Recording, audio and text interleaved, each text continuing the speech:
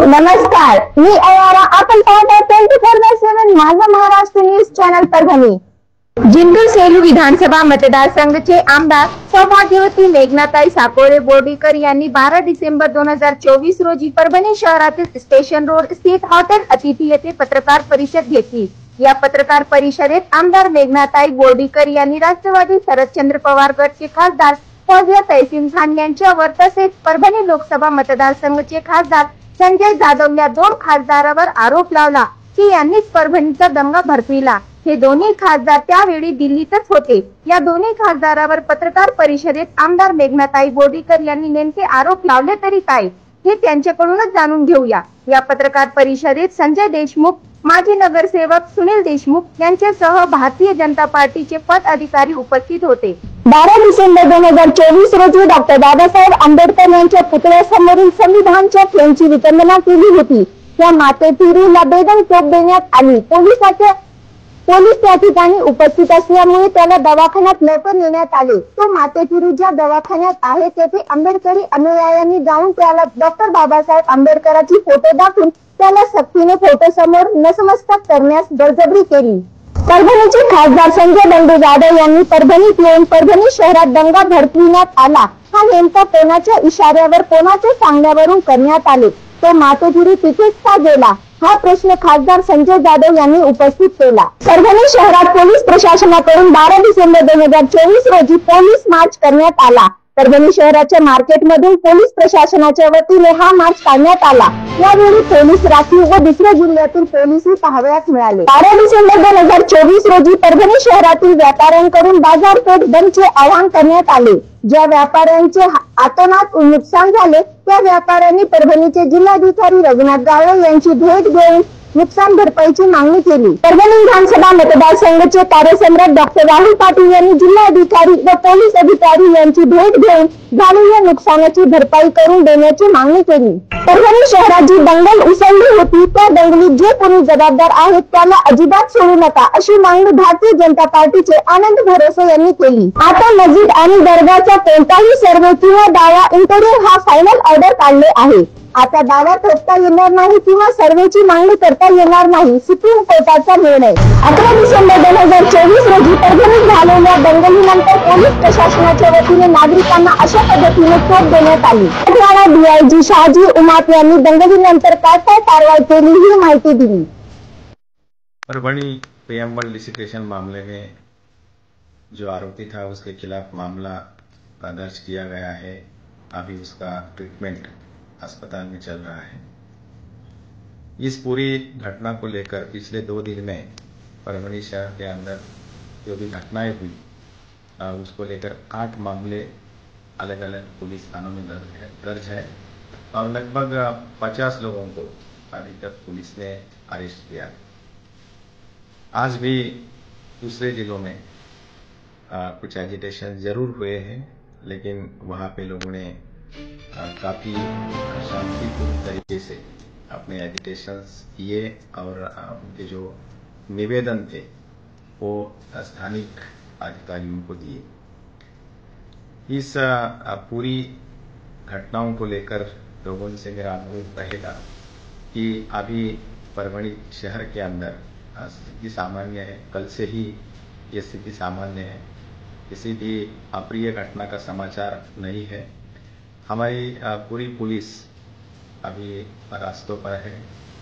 स्थानिक पुलिस की मदद में SRPF भी इस काम में जुटी हुई है.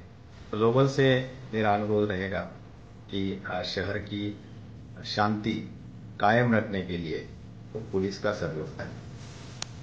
परभणी शहरातील सातला प्लॉट गंगाखेड नाका पटरीलगत बेकायदेशीर व अवैधरित्या किंडी व ताडी विक्री करणाऱ्या व्यक्तीवर कारवाई करण्यात यावी व हे दुकान बंद करण्यासाठी जिल्हाधिकारी यांनी परभणी शहरचे माजी नगरसेवक सय्यद तमरीन बेगम सय्यद फारूक यांनी निवेदन दिले. 13 डिसेंबर 2024 रोजी निवेदन देण्यात आले. हे निवेदन माननीय पोलीस अधीक्षक परभणी, माननीय उपविभागीय पोलीस अधिकारी परभणी, राज्य उत्पादन शुल्क अधिकारी परभणी तसेच ठाणे शहर महानगरपालिकाचे आयुक्त यांना निवेदन देण्यात आले. 12 डिसेंबर 2024 रोजी परभणी शहरातील जिल्हाधिकारी कार्यालयासमोर डॉक्टर बाबासाहेब आंबेडकर यांचा पुतळा परिसरात संविधानाचे पुस्तक ट्रेनमध्ये असलेल्या संविधान पुस्तकाची विटंबना केली। त्यानंतर परभणी शहरात जी दंगल घडली, त्या दंगलीमध्ये ज्या कोणी व्यक्तींनी परभणी शहरातील व्यापाऱ्यांचे नुकसान केले असेल, त्याचा आरोप थेट प्रशासन व जिंतूर सेलू विधानसभा मतदारसंघाची आमदार सौभाग्यवती मेघनाताई बोर्डीकर यांनी खासदार संजय बंडू जाधव व खासदार फौजिया खान यांनी ही दंगल घडून आणली असे थेट आरोप त्यांनी लावले। दलित पॅंथरचे दीपक केदार यांनी या दंगलीनंतर या परभणीचे जिल्हाधिकारी यांची भेट घेऊन जिल्हाधिकारी यांच्याशी चर्चा केली। दीपक केदार यांनी अशी मागणी केली की दलित आंदोलनकर्त्यावर जे आरोप लावण्यात आलेले आहेत ते खोटे आहेत। आंदोलनकर्त्याचा कोल्डिंग ऑपरेशन थांबवावा। परभणीच्या व्यापाऱ्यांनी दलित आंदोलनकर्त्यावर जे आरोप लावलेले आहेत ते एकेकाळी गावात, खेडेगावात, वाड्यात दलित व्यक्तींशी अशा प्रकारचे व्यवहार होत होते। आज परभणी शहरातील व्यापाऱ्यांनी आमच्याशी अशा पद्धतीचे व्यवहार करण्याचे थांबवावे। दलित पॅंथरचे अध्यक्ष दीपक केदार यांनी थेट आरोप लावले। जिंतूर सेलू विधानसभा मतदारसंघाची आमदार सौभाग्यवती मेघनाताई बोर्डीकर व परभणी विधानसभा मतदारसंघाचे भारतीय जनता पार्टीचे आनंद भरोसे यांनी हा दंगल घडून आणण्याचा कट कारस्थान केल्याचा आरोप दलित पॅंथरचे अध्यक्ष दीपक केदार यांनी लावलाय। दीपक केदार म्हणाले की जर कोल्डिंग ऑपरेशन थांबविण्यात आले नाही तर आम्ही पुढचा पाऊल उचलू। ज्या मातोश्रीने संविधानाची विटंबना केली त्याला शिक्षा देण्याची मागणी सुद्धा केली। यासोबतच डॉक्टर भीमराव आंबेडकर आणि शिवाजी महाराजांच्या पुतळ्याजवळ 100 मीटर पर्यंत कोणतेही व्यवसाय करू नये अशी सुद्धा मागणी करण्यात आली। या व्यतिरिक्त दीपक केदार यांनी माध्यमांशी काय बोलले ते सुद्धा ऐकूया। हा सुनियोजित गट आहे। राज्यामध्ये महायुती सरकार आलं आणि त्याच्या विरोधात मार्कडवाडीपासून ईव्हीएमचं आंदोलन पेटलं आणि हळूहळू राज्यामध्ये ईव्हीएमच्या आंदोलनाचा उद्रेक होणार होता। त्या ईव्हीएमच्या आंदोलनाला विचलित करण्यासाठी, लक्ष बदलवण्यासाठी सुनियोजितपणे परभणीला दंगल करण्यात आलेली, विटंबना करण्यात आलेली आणि याच्या पाठीशी देवेंद्र फडणवीस यांना खुश करून मंत्रिपद पात्रात पडेल, देवेंद्र फडणवीस यांना खुश करून मंत्रिपद पदरात पडेल या आशेने इथली महिला भाजप आमदार मेघनाताई बोर्डीकर, आनंद भरोसे या महायुतीच्या नेत्यांच्या नेतृत्वात या ठिकाणी या घटना घडल्यात असा आमचा थेट आरोप आहे। त्यांनी असणारं ईव्हीएम पासून लक्ष विचलित केलं आणि ईव्हीएम पासून लक्ष विचलित करण्यासाठी त्या ठिकाणी परभणीला टार्गेट केलं। नामांतराच्या लढ्याचा इतिहास आहे की परभणी हे आंबेडकरी चळवळीचं केंद्र आहे। या ठिकाणी ठिणगी जर टाकली तर महाराष्ट्र पिटू शकतो, परभणी पिटू शकते याचा असणारे सगळी जाण आणि भान असल्यामुळे त्यांनी सुनियोजितपणे माते फिरूच्या नावाखाली हा माणूस पाठवला, संविधान तोडायला लावलं आणि पुन्हा यंत्रणेच्या कोणत्याही नोटमध्ये आरोपी हा माते फिरू आहे असं लिहिलेलं नाही। यंत्रणा कुठेही आरोपी माते फिरू आहे असं म्हणत नाही। मग फक्त मेघनाताई बोर्डीकर आणि महायुती फडणवीसच त्याला माथे फिरू कस काय म्हणतायत हा सुद्धा आमचा या ठिकाणी आरोप आहे। त्याच्यामुळे ही दंगल सुनियोजित होती। आमच्या समाजाने स्वतःचं राजकीय अस्तित्व निर्माण केल्यामुळं सगळेच त्यांच्यावरती चिडलेले होते आणि म्हणून त्यांचं कोम्बिंग करायचं, त्यांना मारायचं, भयभीत करायचं आणि या असणाऱ्या आंदोलनामध्ये आपलेच लोक दगड मारायला एक्सपर्ट कोण आहे महाराष्ट्रात? गडावरती, गडकोट किल्ल्यावरती दगड मारण्याची ट्रेनिंग कोण देतं? जिंतूर आणि सेलू भागामध्ये या प्रवृत्तीचा मोठं बळ वाढलेलं आहे। मला शंका आहे की त्या लोकांना सुद्धा कपडे बदलून या मोर्चामध्ये पाठवलं असावं, नुकसान केलं असावं आणि या ठिकाणी आम्हाला बदनाम करण्यासाठी, कोम्बिंग करण्यासाठी षडयंत्र केलं असावं असा आमचा या ठिकाणी थेट आरोप आहे। आणि ही भयान परिस्थिती झाली। व्यापाऱ्यांच्या बाजूने धर्म म्हणून आज सगळे उभा राहिलेत हे दुर्दैव आहे। पण एक संविधान हे व्यापार करायला शिकवतं, संविधान हे मूलभूत हक्क देतं, संविधान हे भारत एकसंध ठेवतं, त्या संविधानाला वाचवण्यासाठी व्यापारी पुढे आले नाहीत, पण स्वतःचं दुकान त्या ठिकाणी अमुक झालंय डमुक झालंय म्हणून आरोप लावतायत.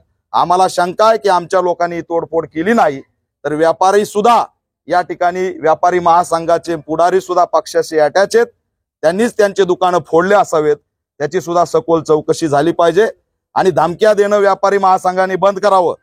जीएसटी असेल, अनेक आंदोलनं असतील, व्यापाऱ्यांच्या बाजूने आंबेडकरवादी मैदानात उतरलेला आहे आणि तुम्ही जर नुकसान भरपाईची भाषा करून या ठिकाणी शांत झालेलं वातावरण भडकवण्याचा प्रयत्न करत असाल तर मी जिल्हाधिकाऱ्यांना मागणी केली की जर व्यापारी धमकी देत असतील, सुरळीत त्यांना जर परभणी चालू द्यायची नसेल तर व्यापाऱ्यांचं स्वपॅक लायसन रद्द करावं आणि त्या ठिकाणी जी आम्ही गाव कुसात बघतोय की दलित अन्याय अत्याचार झाल्यानंतर सामाजिक बहिष्कार टाकला जातो, आज परभणीमध्ये शहरी व्यावसायिक बहिष्कार टाकलाय. ही नवी घटना या ठिकाणी पायंडा पाडण्याचा प्रयत्न सुरू झालेला आहे. मी त्यांचा सुद्धा या ठिकाणी निषेध करतो आणि सामाजिक सलोख्याच्या माध्यमातून आता या ठिकाणी शांतता निर्माण झालेली. भीमनगरला आमच्या आया बहिणींना टार्गेट केलंय, लहान लहान मुलींना मारहाण करण्यात आली.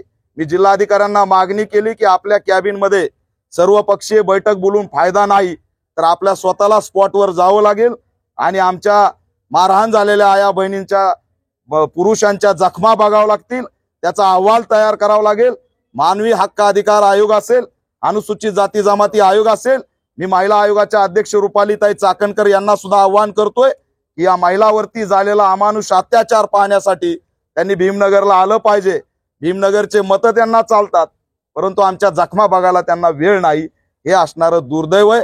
मास्टर माइंड अटक झाला पाहिजे, या ठिकाणी देशद्रोहाचा गुन्हा दाखल झाला पाहिजे आणि त्या सर्व पुतळ्याच्या आजूबाजूला 100 मीटर अंतरावर कोणताही व्यवसाय चालता कामा नये. त्याला कायमस्वरूपी 12 महिने सुरक्षा दिली पाहिजे.